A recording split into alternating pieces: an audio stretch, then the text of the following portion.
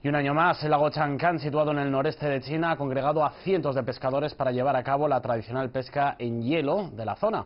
El evento atrae hoy en día a miles de turistas a este lago, uno de los más grandes del país, para observar este acontecimiento multitudinario. Cada año se pescan en la zona más de 1000 toneladas de carpas, que suponen millones de yuanes en ventas para los habitantes locales, y todo ello preservando las técnicas tradicionales de pesca. Los equipos de pescadores llegan al lago Chancán al amanecer. A esa hora comienzan a hundir la red de pesca bajo la capa de hielo.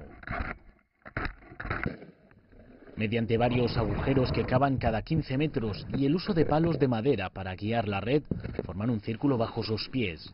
Esta labor requiere de varias horas de trabajo. La red mide 2000 metros de largo y para prepararla se necesita la ayuda de caballos. No es hasta el mediodía cuando los pescadores comienzan a recoger la red. Se necesitan al menos 20 minutos. Cada equipo de pescadores está dirigido por un patrón de pesca. Zhang Wen tiene casi 60 años y lleva casi toda su vida pescando en el hielo.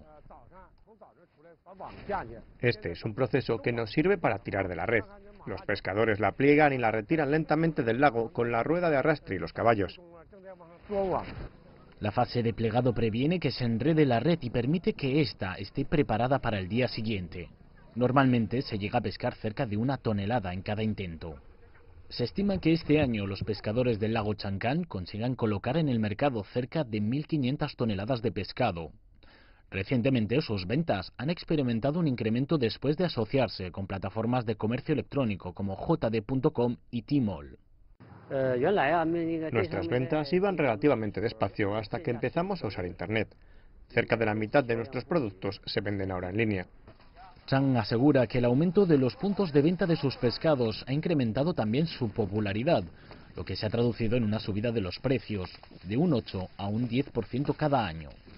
Esta revalorización ha impulsado a su vez la economía local. Las técnicas de pesca en hielo datan de varios siglos atrás y en la actualidad esas mismas tradiciones ancestrales continúan ayudando a los habitantes locales a prosperar. CGTN, en español.